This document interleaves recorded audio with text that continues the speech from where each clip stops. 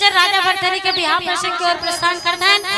काशी के पंडित राजा भरथरी महाराज पर लड़की खोजे बर गएगा। लड़की खोजे जियत काले कबर की भैया माला लड़की कतको है तब नहीं मिला काबर हमार बहनी मन ज्यादा पढ़ रहे और भैया मन थोड़ा कम पढ़ है ना। ये मन भैया मन के जेब में एक आध कम पैसा आ गए मतलब पैसा चला अपन जिंदगी समझदारी। अरे भाई चलहू तू और बाइक बीच में चलहूगा लेकिन समय रहते पढ़ाई करना है। काबर की चोर है चोरा लेगी पैसा कौड़ी ला तोर ज्ञान ला बुद्धि नहीं ले सके तेका से पढ़ना जरूरी है। काशी के पंडित कहाँ पहुँचे हैं? सिहलदीप गांव के नाम। अच्छा जी रानी श्याम देवी नाम के लड़का स्कूल ले पढ़ के आवत रहा है। बोला देख के कहते रानी आ तो और का नाम है तेल बता तो। अच्छा वो कहते मोर नाम रानी श्याम देवी हरे महाराज। फिर आप मन मोर नाम ला काबर पूछा तो? अच्छा तो कहते रानी तोर बेटा का नाम तोर नाम ला नहीं पूछू तो तोर दाई का नाम ला पूछ नहीं बिहार पर तो लड़की का नाम ला जानना जरूरी है। वो बताइए मोर नाम रानी श्याम देवी हरे महाराज। काशी के पंडित कहते एक आगे के बाद ला थोड़ सियान मन संजा के करूँ काबर की बिहाव पे बात करना है तो सियान मन सबसे ज्यादा अच्छा बात कर सकते हैं। ओकरे से दिक्कत है का सियान संजाए ता खाए बिरोपान और लड़का संजाए ता कटाई दोनों कान।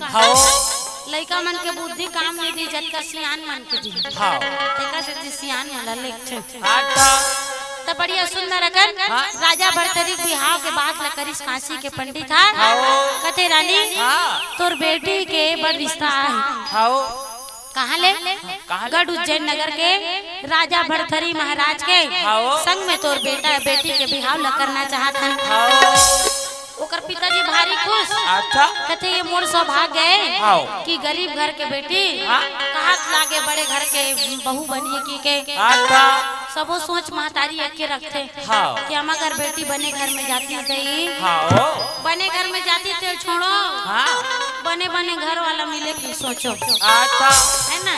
अब घर वाला ठिकाना नहीं तो 10 एकड़ खेत ला रोपे बढ़ जाइबा पहली लड़का कैसे तेला देखो अगर जीवन साथी अच्छा मिल गया ना तो जीवन जिए बार कम पड़ जाही तेकर भाई बढ़िया सुंदर कन बात होई कथे महाराज हमन आपके घर में बढ़िया सुंदर अकन बाजा गाजा के साथ सुख शनिचर इतवार पड़ी बुधवार के तोर घर में बरतिया धर के आवतन कहतेगा।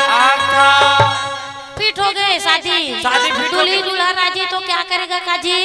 सुपारी है तो खोबरा क्या करेगा? अब इन दोनों की शादी में ये डोकरा क्या करेगा? तो नेम जोग मैं करूँगा। अच्छा मोला करना है तोला करना ता बिहाव फिट हो गए फिर बाजा लग गए कहाँ बाजा ये नहीं बाजा तमोरा के तमोरा बाजा। अरे कसे बाजा वाला माने वो दी तत खाबो बाजा पार्टी। अच्छा ही मना ये बजनिया हो कैसे बाजा बजाना है जी। राजा भरथरी के बिहाव हुआ थे ते में बाजा बजाना है ता कितना में बजाऊ जी? 20,000 लगे। बड़ा महंगा बोलते हो यार एक आध कम सस्ता बोलो जी। 40 दे दे। आप बोले इतना सस्ता तो एक काम करो एक आध धुन बजा सुना ता मोर आईफोन में स्कैनर भेजू ता तुमला में फोन पे कर दूं ठीक है?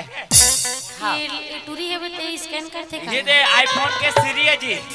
सीरी है ले फोन पे करबे पहले सुन लें। एला 20,000 हम महंगा लगी से तो ये बाजार 40,000 में लगा। अब एकर से निर्बुद्धि इंसान कौन होई कर पहले बताओ मोर से भोको यहाँ बढ़ के है भी कोई नहीं है। चलो एक आध धुन बजाओ।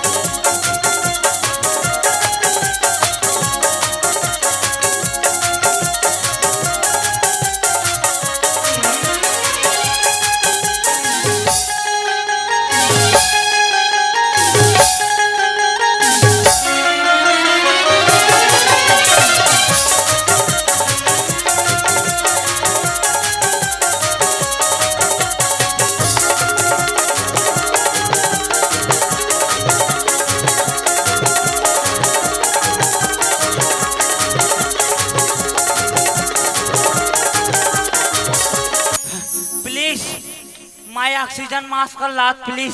का हो गया? मो सांस ले में तकलीफ होत है। अच्छा हाँ, आयोजक समिति हमार रागी ले सांस लेने तकलीफ होते आप मैं से निवेदन है मुसवा दवाई के इंतजाम जल्दी करो। एक काम करो, मुसवा दवाई मत लाओ, एक काम करो सीधे सफाई ला दो और मोला हमेशा के लिए साफ कर दो। तो तोला आहा उम्र में कौन ना चल के डोकरा? अब का है उम्र 55 का। अच्छा। अब दिल बचपन का वो सिका सिटी का है ना मन बहल जाते। अच्छा खाओ मन बहल जाते खाओ लड़का जो राय का था तोला ले ही जा मोला लेखित ना मैं लेक जाए कथूंगा मोला अपन घर बैठार के खवाई खवा तो मोर मारे हाला खान पर जी हो मन। हाँ वो किडनी और आँखें निकाल के बेची हो किडनी और आँखें निकाल के बेची नहीं बाली पोसी नहीं इतना में हमरा ठीक है। लड़का मतलब सुरक्षित रखना है। हाँ लड़का लोग मतलब सुरक्षित रखना यही भीड़ में हाँ। दो दिन चोर बैठे कथे पवन और रोहन नाम के बैठे कथे इस भीड़ में ध्यान से बैठे रहो। पवन और रोहन नाम के बैठे दो दिन लड़का चोर और राहुल राहुल है का रवि का कृष्णा कृष्णा कृष्णा नाम के तीन चोर बैठे कहा थे ग्राम चिकोसा सहाय होकर से सावधानी बरत के रखना है तुम्हारा। नहीं वाह हाँ। गलत मत कहो समझू दादा मोर भाई आए तेला चोर कहा छे। वो कौन चोट्टा है? तीन चोट्टा है, बड़े चोट्टा मंझला चोट्टा छोटे चोट्टा। तो वो ते ओकर ले बड़े वाला होवे है ना। हाँ। तो चल राजा बरतरी भी हम जाते हैं हाँ। तो सब जला झारा झारा गाड़ा गाड़ा न्योता है राजा बरतरी भी हम आ जो हाँ। और तेल हल्दी चढ़ा जो। एक काम करना सीधे भावर और टिकावन लग करवा देना। पहले तेल हल्दी होते ना वो तो ओकर पहले वो कहा तो नहीं जाओ नहीं जाए। अच्छा का ले चलते। अच्छा हाँ। नेंग जोग में सब ले पहले भी हम में कहा जाते जी व्यवस्था में काबर मोर बात में चक चक काटत रहते वाह हो। व्यवस्था में पहली जाते जी कर्तव्य व्यवस्था आराम व्यवस्था दुनियादारी व्यवस्था करे लागते पहली जी। हाँ ऐसा व्यवस्था है हाँ। नहीं तुम्हार व्यवस्था अभी मैं करे रहते हूँ। है। कहाँ जाते जी? चुलमाटी। अच्छा तो चुलमाटी जाते तो माटी कौन कोड़ते? डेरा बना हाँ और माटी कौन झोंकते? डेरीन बना आई तो मोरम डेरीन मन झोंक जमा हमार डार दोसन नहीं है रे भाई। आओ माटी ला कोड़ते डेरा हाँ। और ओला झोंकते कौन? कौन हाँ? ओकर माँ तारी मन झोंकते। आओ जानते घर लेकिन लड़का मना रन बिन चलावा छे। हाँ। हाँ तो चल हम मन चुमाती जाबो। आओ ए साबर लधर मैं पर्रा धर के आवत हूँ। अच्छा माइक वाले भैया से निवेदन है मॉनिटर में आवाज कम हो गई तेरा देख लेना। भैया भैया हे, भैया अरे वो ऑपरेटर नो तबियत बोले लगी था। अच्छा हाँ देख ले भैया माइक वाले ना।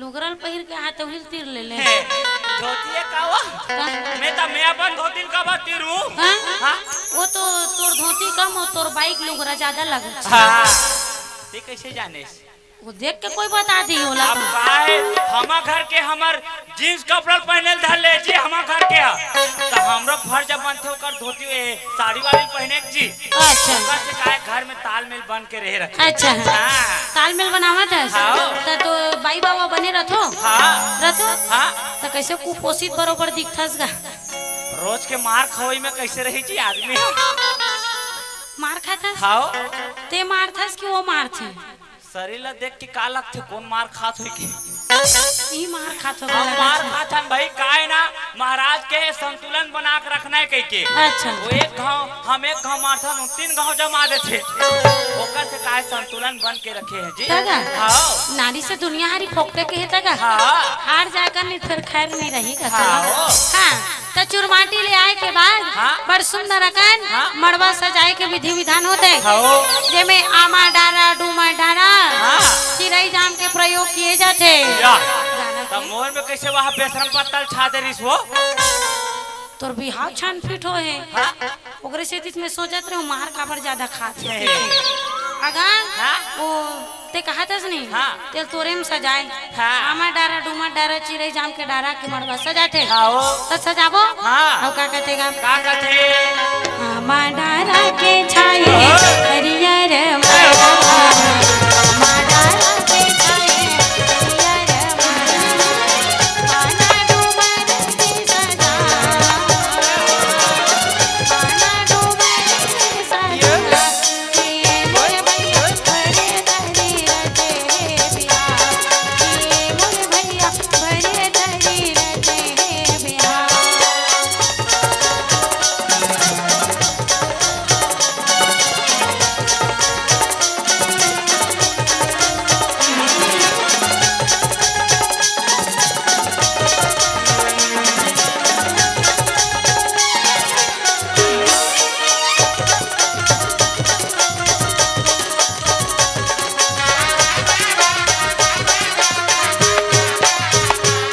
काय जी बढ़िया सुंदर अकन मड़वा सज गएगा हां संगे संग राजा भरतरी महाराज ला हाँ। सजा के लाहेगा अच्छा तो बढ़िया सुंदर अकन मौरी बंधाए है हां सादा सादा के धोती तोलगे पहिरे है हाँ। और राजा भरतरी महाराज में हाँ। तेल हल्दी चढ़ावत हैगा अच्छा तो तेल हल्दी चढ़ावो हां और कैसे चढ़ावत है कैसे जगावत है घरेले बोने के लिए घरेले बोने के लिए गाई हरियर हरियर गाई हरियर मड़वा मधुल रोगे बदन कुम्हला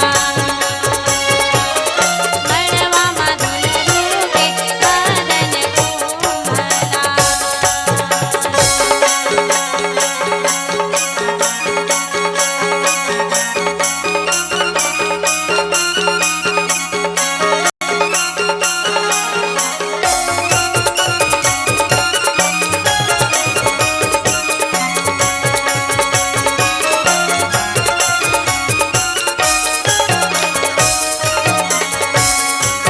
साथ तेरे चढ़ गए साथ तेरे चढ़ गए ओ हरियर हरियर गाई हरियर मड़वा मधुल रोगे बदन कुम्हला मड़वा मधुल रोगे बदन कुम्हला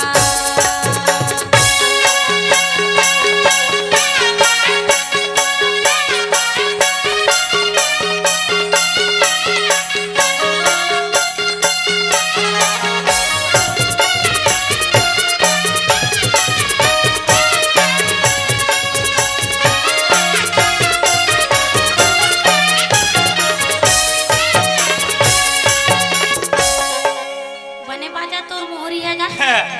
हां माइक सिस्टम अच्छा है ना बने मोर में इको थोड़ा कम है भाई जान देख लेबे अच्छा हाँ तो सुन ना तेल हल्दी चढ़ाते बड़ सुंदर अकन हाँ। जे में एक तेल लेके 7 तेल हां 7 तेल तक चढ़ाते हां आठवैया सीधा उतारते ना जी हाँ। तो 7 के बाद 8 काबर नहीं चढ़ाले बता काबर की तेल चढ़ैया मला खुद मालूम नहीं है वो कि 7 के बाद 8 आते थे हां अच्छा ऐसी बात है हाँ। तो कसगा हाँ।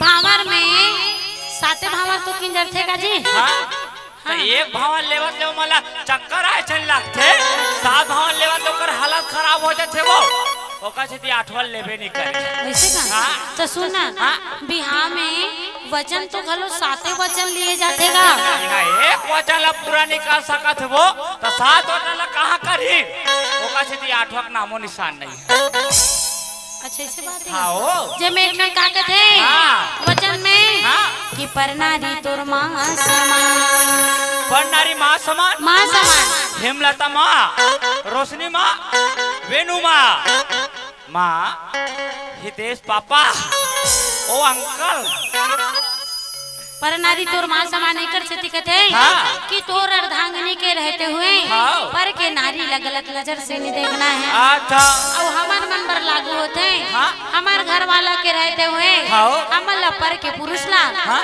गलत नजर से नहीं देखना है अच्छा एकर मतलब ए आया हाँ अच्छा तो बढ़िया सुंदर अकन हाँ। तेल हल्दी चढ़ाए राजा भरथरी महाराज के हाँ। नाना प्रकार के दोहल पारत है हाँ। और राजा भरथरी महाराज के बढ़िया सुंदर अकन हाँ। मैं नाचा नाचत है अच्छा अरे अरे भाई रे हमार रागी डोगरी दाई रे जाबो मड़ई रे खाबो मिठाई रे अरे अरे भाई रे हमार भजरहीन के डोकरा रे मो डोगरा बैठे आगे बोल औ औ कहीं नहीं रे कनिया तक काबर गोठिया नहीं जुड़ा तक कैसे करबे वो अच्छा हाँ। हाँ गिट्टी गिट्टी भैया पथरा खोचे गिट्टी गा हाँ। गिट्टी गिट्टी भैया पथरा खोचे गिट्टी गा हाँ। अब ऐसे बाजा बजावे बजनिया मड़वा दो चल चिट्ठी गा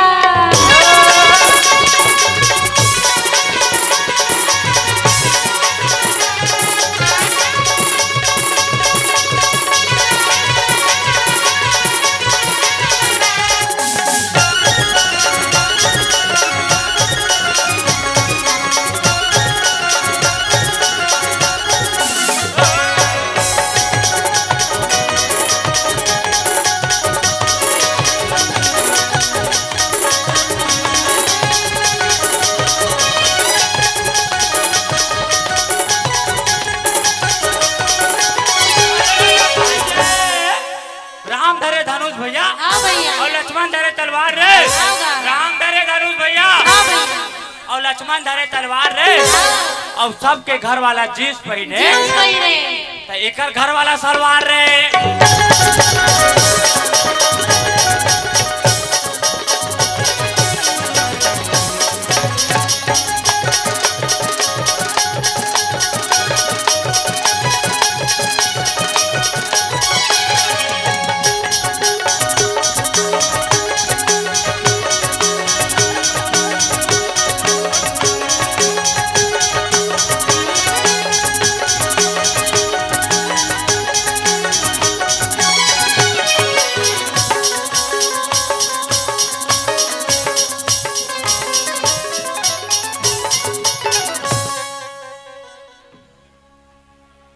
बार बार सब प्रेम से बोलो एक बार सब प्रेम से बोलो पहली पंथी में जात रहे इसका गा कौन है ते मैं तो योगा करत रहो 1 2 3 4 कदम ताल शुरू करेगा शुरू कर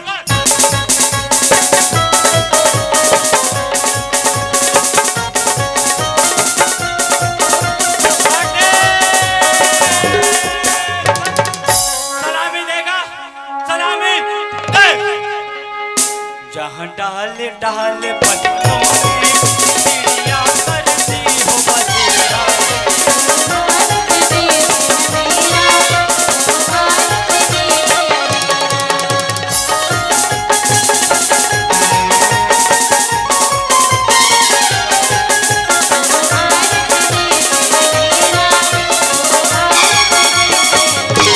बोलो भारत माता की तिरंगे झंडे की तुम मुझे खून दो मैं तुम्हें आजादी दूंगा अरे वैसा नहीं कहे वो कथे नहीं जी कथे ना वो अरे नहीं कहे अरे तुम मुझे खून दो मैं तुम्हें आजादी दूंगा अरे वैसा नहीं कहे ना चले तोरे मन के चला अब रहा मैं कथो तैसन कथे अच्छा तुम मुझे खून दो मैं तुम्हें बाटल दूंगा ठोकने के लिए जी है तुम मुझे खून दो मैं तुम्हें बाटल दूंगा खुनला काम में जोखी बाटल में जोखी का अच्छा झोंकने के लिए और इतना में संतुष्ट नहीं हो तो तुम मुझे खून दो, मैं तुम्हें हेलमेट और प्रमाण पत्र दूंगा। और रही बात आजादी के, हम 15 अगस्त 1947 के आजाद हो गए हैं जी।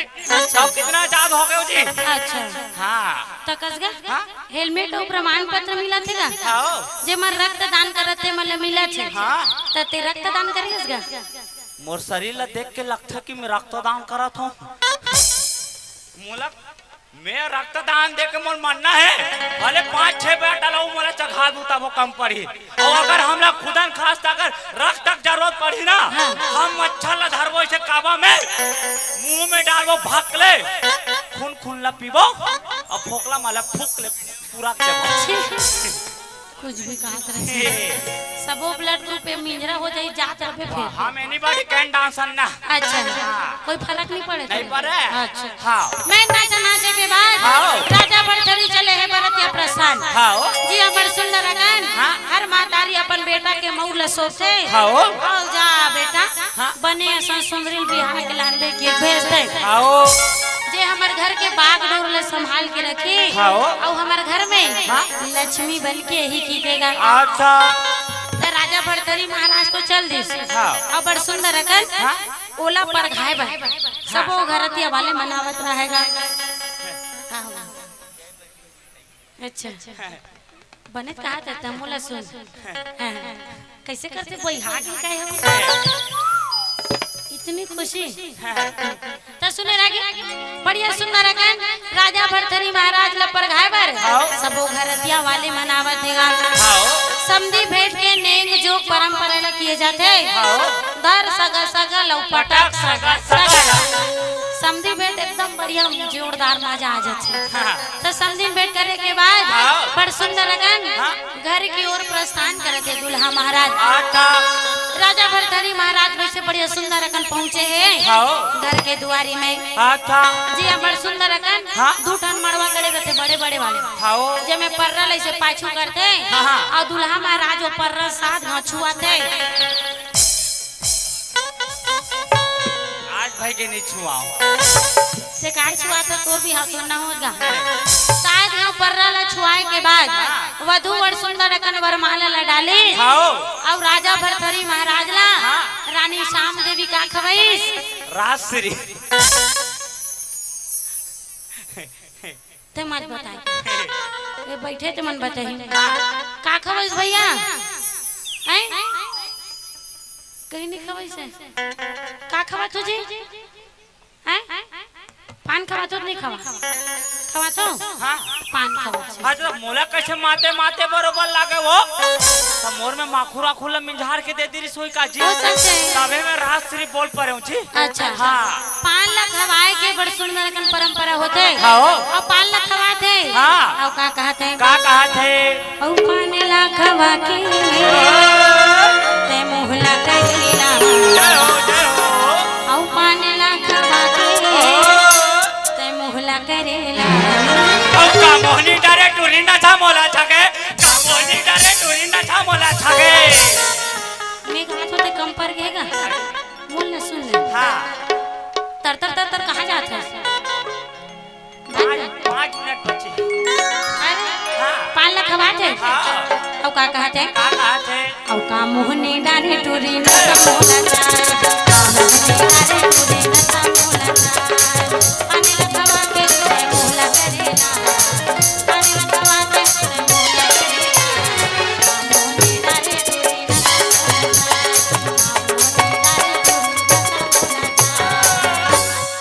पान लखवा के लाल बढ़िया सुंदर का राजा भरथरी महाराज लेकिन अब बड़ सुंदर कन जेवनास कुरी हम लेके ओइला दिस हाँ हमन तो दुल्हा मन गड़बड़ा थान जी हमन जेवनाक कुरिया में उला देते एक काम करे करन वो ओ सोहई बाल के खिचड़ी बात खवा के गोवर्धन घरो खुंदा दे करो भारी खतरा खतरा भाई तपौर साल के गोवर्धन तोला खुंदवा हुले का जी नेक जो होतेगा अच्छा अच्छा जेम का होते का होते? यही कहते कसे जल्दी जल्दी हाँ ले चलो चलो हां हाँ जेमे ला ओ का भाजी खवाते हाँ तोरा सल्ला कांदा भाजी हाँ तिउरा भाजी पटवा भाजी उड़ीद भाजी मतलब ये सबों में से कोई एक भाजी खवाते हाँ का भाजी खवाते तब मोला कैसे बेशरम भाजी खवा दे रही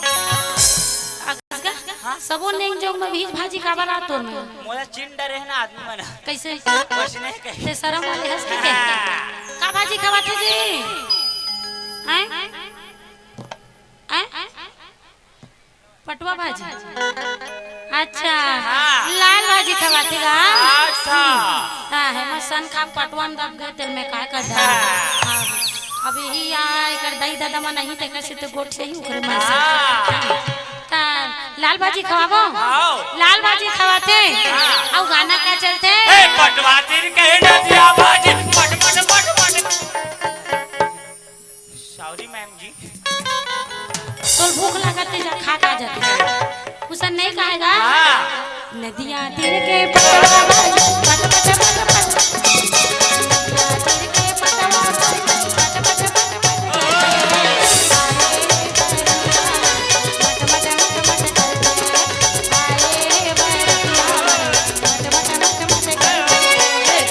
तीर के पटवा भाजी पट पट पट पट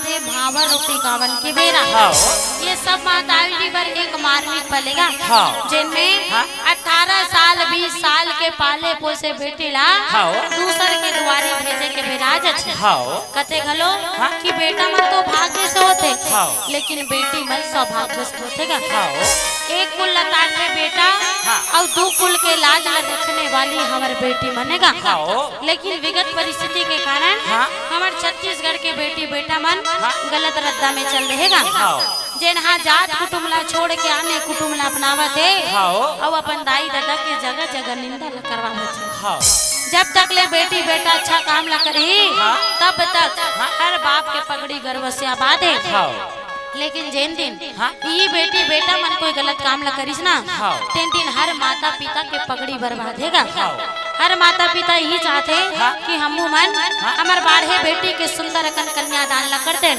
लेकिन जिन बेटी मन ये गलत काम ला करते ना तीन मन अपन माता पिता ला ये दुनिया के सबसे बड़े महादान कन्यादान करे से रोकतेगा काबर की बेटी बेटा गलत काम करही लेकिन परवरिश में दाग काकर लगी ओकर माता पिता के शायद एकर माता पिता परवरिश नहीं दे सकी तबे शायद एकर बेटी आज गलत काम करे बर लागत है काबर हमार मातारी बाप हमला कबू गलत शिक्षा नहीं दे हमेशा अच्छा संस्कार अच्छा शिक्षा लदी है लेकिन कहते ना बचपन के संस्कार मातारी बाप के ऊपर रहते लेकिन आगे के संस्कार ला ये मना कुछ समय के लिए रास्ता भटक जाते ना अब दूसर के घर में जाई थे दुखी तो ज्यादा नहीं हुए लेकिन यही बात में दुखी है कि ससुराल में अगर झगड़ा हो गया ना तो वो मैके में आए के लेके रहा यही दुखी होकर बात है एती राजा भरथरी और रानी श्याम देवी के बड़ सुंदर कना भाव रोटी का हुआ थे तो कैसे हुआ थे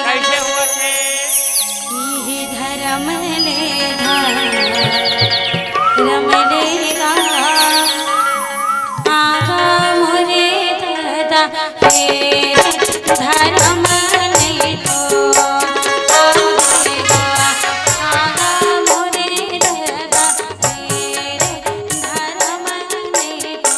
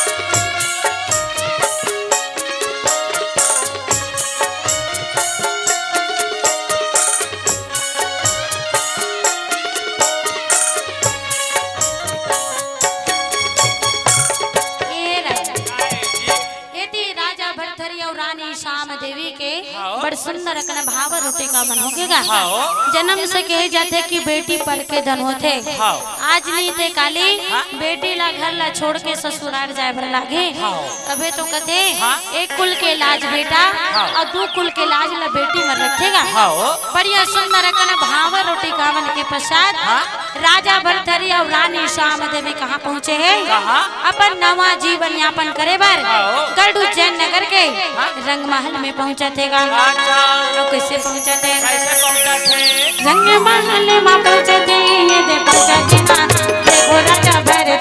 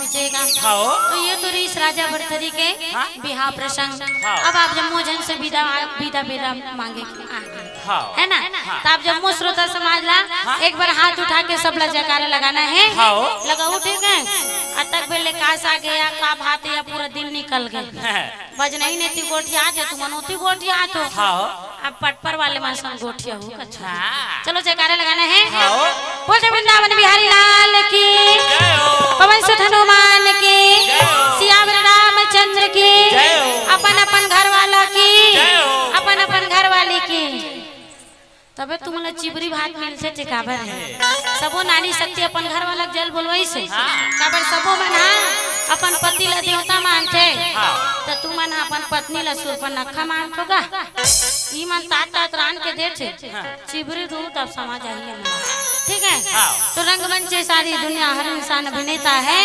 कि रंगमंच से सारी दुनिया हर इंसान अभिनेता है और अपना अपना भी नहीं कर हर कोई चल देता है अपना अपना भी नहीं कर हर कोई चल देता है तो एक टन भजन सादर विदाई अहुमोला जावन दिनारी सनन नामो अबड़ बेरा हो गे मोला जावन देना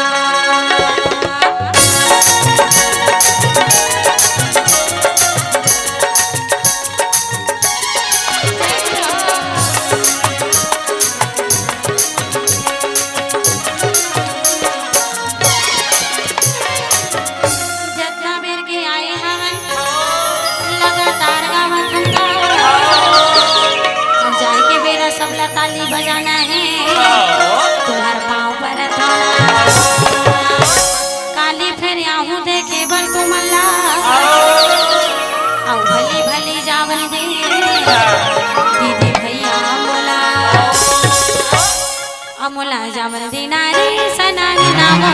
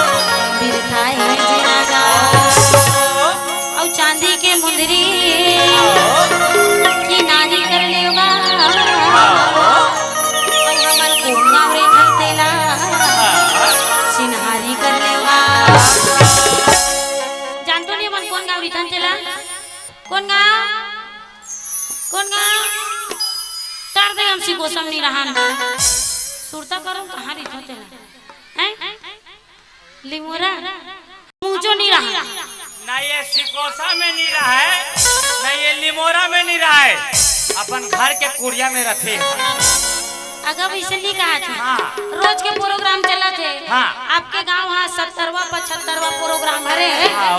दिसंबर से लेके है ना हाँ। हाँ तहा मन हाँ न लिमोरम रहा न सिकोसम रहा हाँ।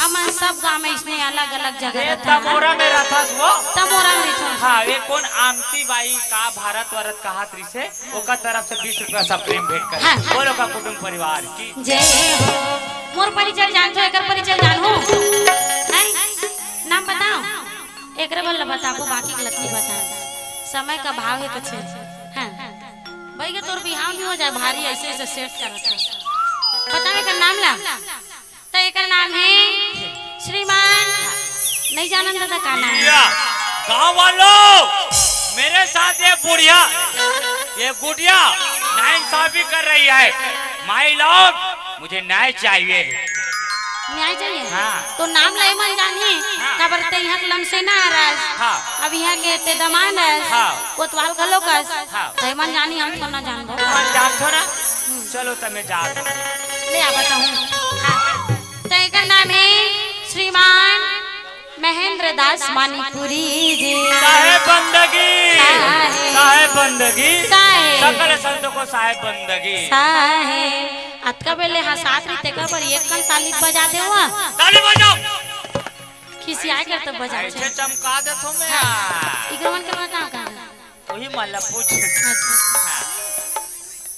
अच्छा एक कन बता देथन का हाँ।